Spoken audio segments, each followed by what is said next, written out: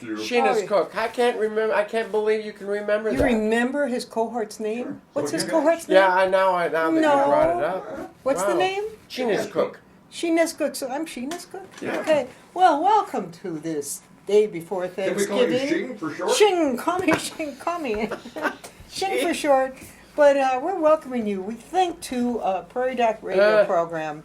The Deer Slayer, Dr. Holm, is in the studio, ready to answer any of your questions. He's a primary care physician along with killing deers and Deers. and he's with the Avera Medical Group Brookings, and he's also clinical professor. It's good to see you today, Dr. Holm. Good to be here. Or the great deer slayer. You did have a good time hunting, didn't you? I did. I knew these fellows, but I didn't know them well, and it was a chance to get to know some people very well. You were out West River. And that was a joy. Did you go into the hills? I know nothing about No, hunting. well, no. Are you but in we flat were, land when we you were were, looking for deer? Well, no. We were in the shadows of Bear Butte almost. I mean, we were really pretty close to Bear Butte, east of Sturgis. Saw the burned down bar that was out there, and there's all these motorcycle things going on. You can see the story there. What motorcycle things are going on at Bear Butte? At Sturgis, yeah. Oh, at Sturgis, and yes. Bear I Butte's thought you meant at outside Bear of Sturgis. Butte. Oh, And yeah. there is a motorcycle camp not far from Bear Butte, which is a okay. religious thing for the Indians, which is, the Indians are not happy about it. The have motorcyclists encroachment. Yeah. Right. But there is a lot of these ravines, and there's the Belfouche River that runs through that area, and many of the creeks that feed the Belfouche River are there, and all these ravines with trees and so on and so forth are where the deers hang out. A great home for where deer. the deer hang Where out. the deer and the antelope Roam, and that's There you exactly go. where they do roam. Oh, very Antelope good. there as well.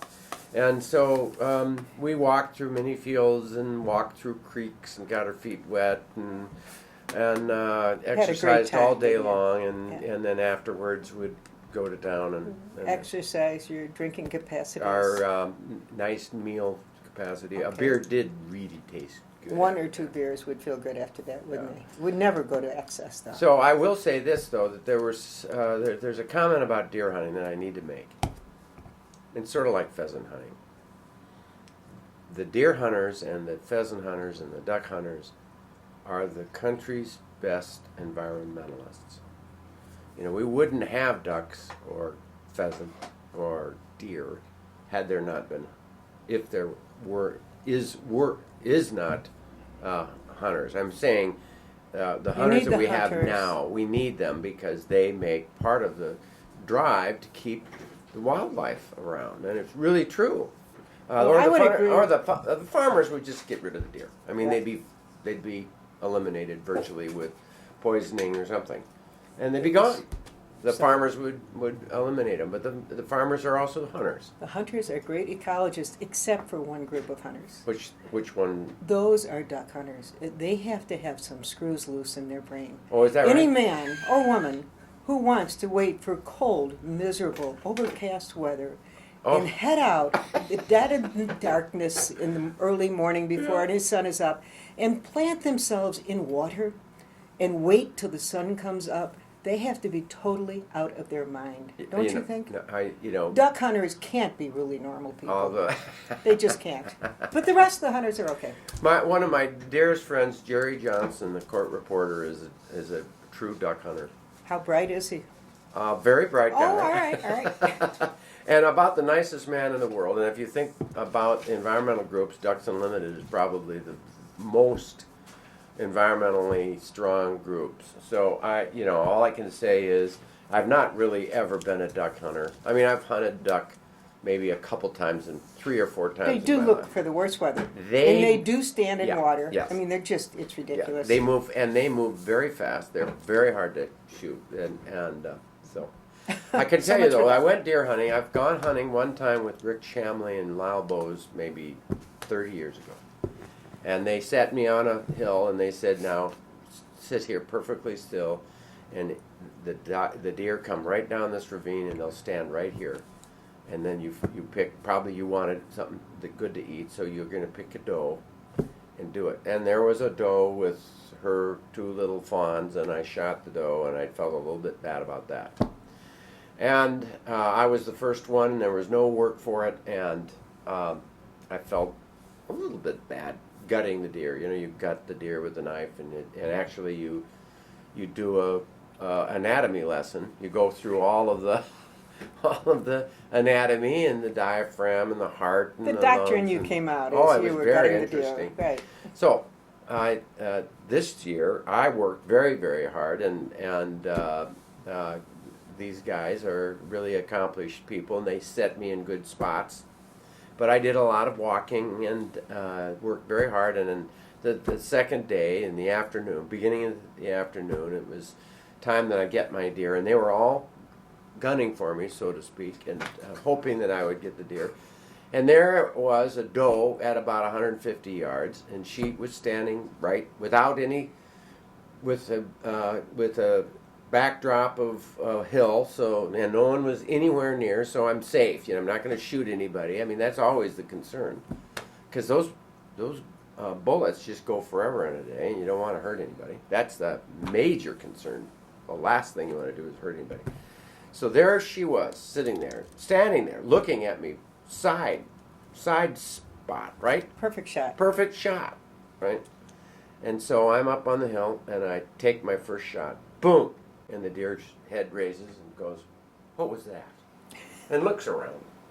And I went, "Gee, okay, I'm pulling up. I could see I shot above her." So I aimed again. Boom! And the deer looked around. Now I know something's going on. What was that? Not too bright a deer. Got her with the third shot. I thought, immediately. I mean, it was no running. There was no dragging a leg or anything. I mean, it was just nice to be not putting her through any suffering. Chuck Zink, a dear friend, had shot and so he said, "You can have that one too, because eating is an important thing for you. I've got enough deer in my life, and I'm not a real venison fan." I am. The Crotterville boys and Dave Dodson have taught me how wonderful venison can be if you cook it right. Cook it right. So, with the help of Lee Crotterville and Brian Darnell and Dave Dodson, I cut. We skinned the 2 deer, and we butchered everything, and I put it in container things for the freezer, and I thank all these people who helped me have an experience. And the other night, I cooked the first steak for the family, right? And made mashed potatoes mixed with onions and carrots, and made a nice gravy to go over the mashed potatoes. And we had greens. We love greens, from canned Sylvia's greens from Hy-Vee, and then I very lightly cooked or fried the deer. You don't want to. If you overcook, it'll get tough. It's got to be rare, at the very most medium rare. You cannot do deer medium even. And it was just delicious. There wasn't a parcel left. The kids liked it. The wife liked it. And I thought, okay. Well, you really did bring home the venison. I did. Took care of the family. You got to eat what you kill, folks, and that's the deal. And you did. And if you're going to eat hamburgers, they are the environmentalists of this country. And that number 2, that if you're eating hamburger, you have no place to criticize hunters. The deer have a lot better chance than those cows do. You know what I mean? I'm not. And if I'm the hunter, they have a really good chance. Well, enough on hunting. I think we're going to take our first break.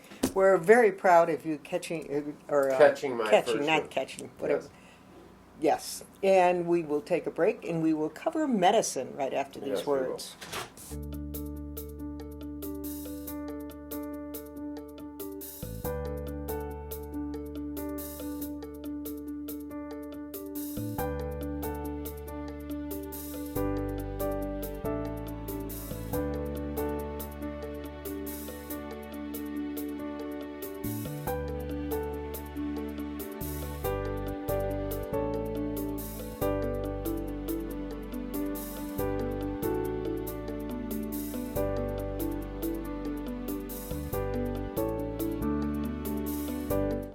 Hi, welcome back to Prairie Doc Radio. I am Joan Hogan, and Dr. Holm, the deer slayer, just spent about 10 minutes telling us about his deer adventure. The deer We're slayer. thrilled. And while the deer slayer was talking, we did have a call coming in that might be of interest to more than just the caller, and it has to do with the flu. This caller is feeling flu symptoms. Is it safe, I don't know if it's a woman or man, for he or she to travel to family at Thanksgiving if they're already feeling some flu symptoms? Yeah. There is a risk that you will spread the influenza or the cold. Most likely you just have a common cold because the incidence of the influenza is pretty low right now and the incidence of the common cold is fairly high, and so it's a relatively mild disease. If the family members that you are visiting are healthy people of moderate age, and are not immunocompromised by chemotherapy or severe illness and steroids and asthma and severe lung disease, you're probably not putting anybody at undue risk. And also, if you listen to Dr. Holm, you more than likely have taken the flu shot, right? There you have So it. more than likely it's not flu, it's a cold. That's it, right. And if you do have the flu or if you do have a cold, how do you prevent the spread of it? You can prevent the spread of 95% of it by coughing into a Tissue? tissue paper. It'll capture it if you do it correctly. If you don't want to cough and you don't want to sneeze into the air. And don't do it in a dark room. Don't do it in the bathroom. Cover your cough always. Don't put all that particles into the air. The other thing is that after you do cough or sneeze or blow your nose or wipe your nose or rub your eyes or whatever you do, you're going to want to wash your hands. And with respiratory infections, the antiseptic works. If it's a gastrointestinal problem, diarrhea, then the Purell doesn't do as good a job. And by the way, Bob is handing out Purell right now, and it's a good idea. We definitely appreciate it, Bob. And Fine aroma. I'm a toucher-feeler kind of a guy. I like to hug my patients. I like to touch them. And I examine them, of course. And so I wash my hands, or I Purell, or the alcohol-based sanitizer after and before seeing my folks. One thing's for sure, it's very powerful stuff. And the studies that show hand washing before you go into surgery or using the sanitizer before you go into surgery works equal. So even, the 10-minute hand scrub, the whole 9 yards, it's all, of course, when you do that 10-minute scrub, you also clean underneath your fingernails, not your toenails. And you do the nail thing, you do, scrub every corner. Rub is very... Well, there's your answer on cold and flus. And thinking of the holidays, and we are facing Thanksgiving tomorrow and thoroughly enjoy that holiday, but I often think the holidays bring on two thoughts for people that, negative thoughts. There's many, many positive thoughts. The one negative is a lot of times it brings on depression. People aren't with family, or they're remembering the olden times that aren't there anymore. Or the second thing that comes on is the eating and overeating. You want to cover one or the other of those two? One of them. So the first thing you said, you talked about depression. People previous years, and I could see you thinking about your mother, and I could hear a little cry. I know. As you brought it up, you're such a softie, Joan. I can't believe it. I mean, people who I know never you would used say, to be like this. No. But no, not Joan. Yeah. Joan Hogan, a soft, emotional person, and the answer is, isn't it great to think about your parents and about the people that you love, lost people that are important to you? And I think it's important to do it, and not to dwell on the negative, but to dwell on the positive. I think about when my sister was killed when she was 19. It was such a trauma to our family. Every time I thought about her, up until maybe a couple years ago, really, I would go, oh God, what a tragedy, tragedy, tragedy, awful, awful tragedy. For God's sake, she would never want us to go awful, tragedy, terrible, sad. She wouldn't. She wouldn't. She would want she had the 19 years that she had were fabulous 19 years. If you think I'm a person who enjoys life, and I am, she was double that. She was my mother all over again. She had fun wherever she went. And my sense is that if we think about people and we feel sad, or at least we feel melancholy, don't let it be a sad melancholy. Let it be a happy melancholy. I have tears of happiness when I think of her at this point, and of my parents as well. So when I'm hunting, I think about my dad. I mean, he was mostly a pheasant hunter, but he was a duck hunter too.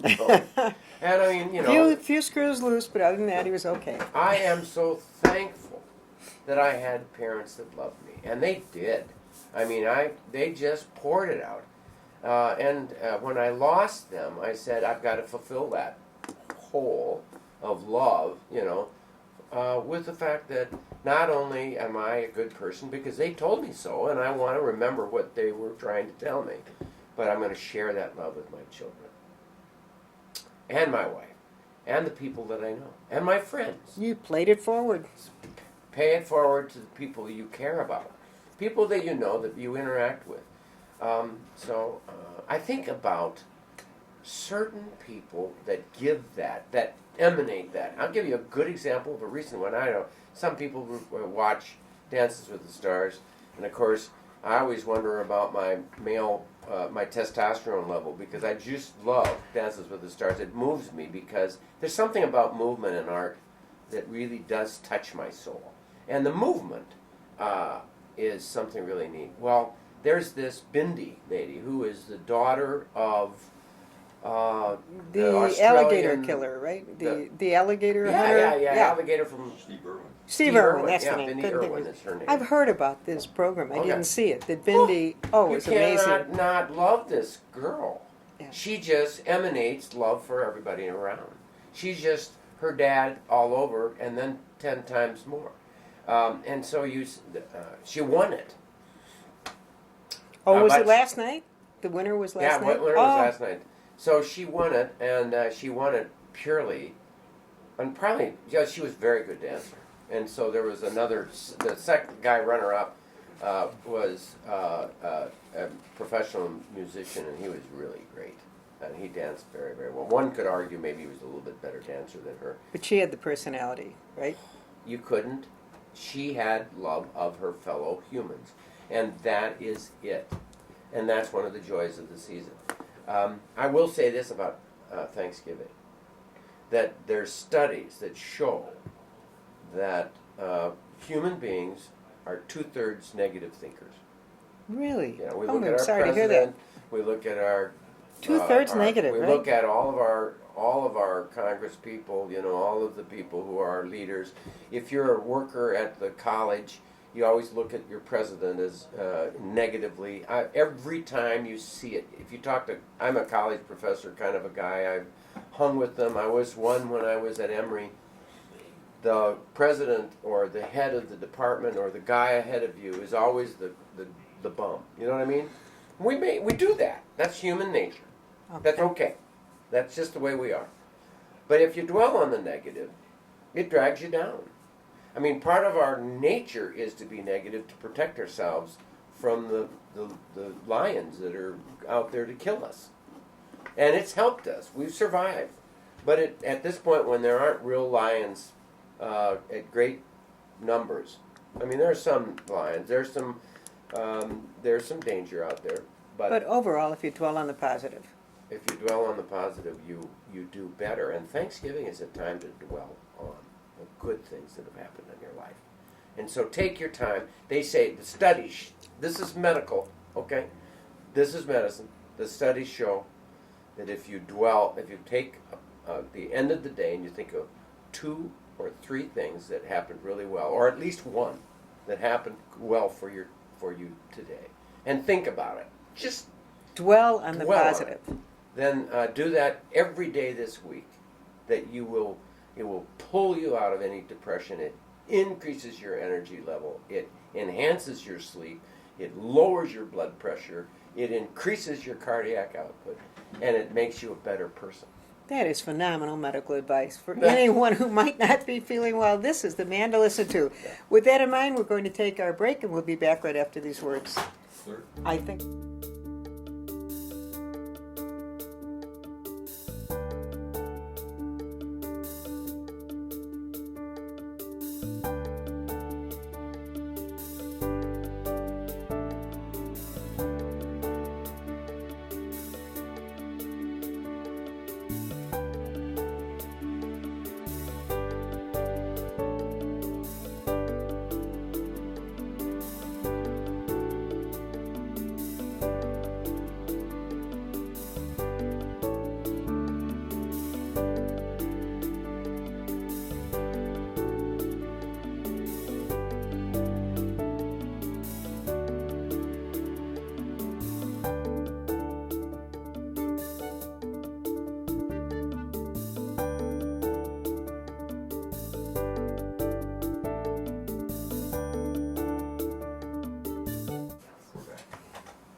Hi, welcome back to Prairie Doc Radio. Dr. Holm just gave wonderful advice to anyone who might be just a little down. I think that's great advice. Think of Well, something positive before you go to sleep and dwell on that. And you shouldn't feel bad about being a little bit down, because that is human nature. Think about it. If you've gone out and you've tried your best to finally get the job that you wanted, and then you get it, wow, I've got it, I've finally done that, I've got my job, and about 3 months later you go, something's not quite right. You know, I could be doing something different. Maybe I should go west. Maybe I should conquer another land. Maybe we should shoot a rocket get to the moon. Maybe we should build a better mousetrap. You know, human nature is, I'm not quite satisfied. I don't know what it is. It's not right. I've got to fix it. And we make better things, and we enhance the quality of our living, and that little bit of human nature that is a survival advantage has made a lot of great things, and has provided a better education. It's provided safety. It's provided a police force and an army, and it has made, and of course none of it's perfect. And there will always be terrorists. But the long and the short of it is that little bit of dissatisfaction that is human nature drives us to do things better. So when you feel that dissatisfaction, I think you have to realize that there's a little danger in that too, because it'll raise your blood pressure. It is, the stressors of your life. If you let them overwhelm you, they can become mountains when they're molehills. And to overuse a crappy old thing. But the point is that that little bit of dissatisfaction is real. It's there. It should be there. It's part of what makes you better. Don't let it drag you down. Look at the positive things. And Thanksgiving should be this best time of the year. I think it's better than Christmas. I mean, I think it's better than Hanukkah. I think it's better than the Easter Bunny. It is the time that we should say, we've done it. It's been a great year. It's been a great life. And I love Thanksgiving. I don't like New Year's Eve is the least satisfaction, because then you go, oh, now another year, and this last year was, New Year's Eve or New Year's leaves me dry. Thanksgiving is just where it should be. Just being thankful. No, what do you It's a think? good way. I agree. I love Thanksgiving. I really do. I think it's a great holiday. I love bringing family together. A few years ago, it was almost a crisis for our oldest daughter, because her husband's family just loved celebrating Thanksgiving Day. They'd all get together. And I said, Bridget, it's a weekend. Why don't we have Thanksgiving on Friday? Oh, so she's in the Twin Cities on Thanksgiving Day with her in-laws and their extended family, and on Friday we have a big Thanksgiving dinner at our house. Who cares which day? As long as you're in, then I get them all weekend. I don't get them for one day and they run back to the cities. So it just, whatever works, just enjoy being together. And I agree with you. Thanksgiving is a great time to be together, to appreciate family and watch a little football, eat a little turkey. We did mention eating. What do you think? How do people avoid overeating You know, one thing that is happening Thanksgiving morning is that great 5K run. You going to be at that? I'm going to be there. All right. I don't know that I'm going to get my nurse son who works the night shift. Might be hard for him. He either will do it before he goes to bed or he won't do it. Well, if you haven't signed up for the 5K run, if you haven't heard about it, you go over to the parking lot at the swimming pool, like 5th Street, right, Hillcrest Swimming Pool. Be there by 8:30, 8:45, and sign up then. And just do, you can The run is at 9 o'clock? I do not run, but I do walk. So What? some of the kids will run, and some of us older ones will walk, but it's only 5K. It's not a long one. Bring your family to it. Yeah, we're getting a big family group there. Are you doing? Yeah, we are. Have you done this before? We did it the last 2 years. Yeah. Really? I just kind of walk it, but some of the kids run, and it's just great fun. It was 10 below or 5 It's been below. cold. It's been very cold. Last year Now, I it was think so this year cold. is going to be okay. I think the I think weather's it'll all be right. pretty nice. Yeah. What do you think, But Bob? that will make people positive. You don't have to sign up ahead of time. You could, and you should have, and you could tonight from 5 to 7 if you go. Do you know, Bob, where you go 5 to 7 tonight? Actually, I Register something. No, sorry, I Okay. I looked through. Yeah, I'm trying to think. But then you go there. Don't at worry the about it. swimming Just do pool, it tomorrow morning. Just to the south side of the swimming pool, and sign up at 8:30. I know, tonight from 5 to 7, if you go over to the mall where Lewis Drug is, and there's a sports shop over there. It used to be Hallmark. I don't know what the name of it is. You know where the Hallmark building was? All right, if you go over there just beyond Penny's, and it's a sports shop, from 5 to 7 you can register. Oh, really? Or register tomorrow morning. It's for the swimming pool club. And then you raise money for the swimming club, which is really nice. You might get a T-shirt, who cares? Yeah. Overall, you raise They funds for generally the... have a pretty good T-shirt. Okay. I use the Turkey Day run T-shirt all the time, long sleeve shirt. All right, well, we've talked about that. How about overeating? How can we avoid that? It's such a good meal. I love Thanksgiving. I think the idea of eating a little bit all day long is the way to do it instead of just one huge throw it down. On the other hand, that feast together The and feast the is prayer great. or the meditation together or the wish for the year or the thankful for the last year or something with together. Put your hands together and as a family do what it is. So we're gonna join the Keparts. Lucy Keparts invited us over, and so That'll be nice. Kevin and Lucy's family and our family, and I was suggesting we bring the Nerf guns that we generally shoot each other with a game with the Nerf guns, and I've been told not to do it. You mean your deer rifle? Yeah, I'll bring my deer rifle. Not So a good idea. What was that? The Dalai Buddhist Lama. Dalai Lama comment about happiness. Oh, you guys put me on the spot. Oh, You're on the spot. What did the Dalai- Dalai Lama said, let your life be a reflection of the love you receive. And I always thought that was kind of cool, wasn't it? God, that is a beautiful Let your thought, life and- be a reflection of the love you receive. That's and right. I have received so much And love we all from you, have. right? We truly have. You know, we're also running out of time, but we are so thankful that you are our audience. You know, you make this show. Without you, we don't have an audience, or we don't have a reason for being here. So we Well, do appreciate you we listening every appreciate week, you listening. and we hope you've enjoyed this program. And as always, you can hear more from Dr. Holm online at prairiedoc.org, where you may also learn more about the exciting activities of the Healing Words Foundation. Right. Thank you, Rick. Thanks for listening, folks. And what? Is there a program tomorrow night? No, there is No, not. there is but not. The week after, there's going to be a show with surgeons. We're going to have the surgeon from Madison and one of our surgeons from Brookings, and we're going to talk about surgical questions and so on and so forth. I'm writing an essay right now about Civil War surgical issues. It's really great fun. Good. So That'll be bloody and sad. A week off. A week from A tomorrow week night. from tomorrow night. So Okay. a week off. Happy Thanksgiving, everybody, and stay healthy out there, people. That is such good advice. And here's some more. Keep it right here. We've got J-Bro hopping in.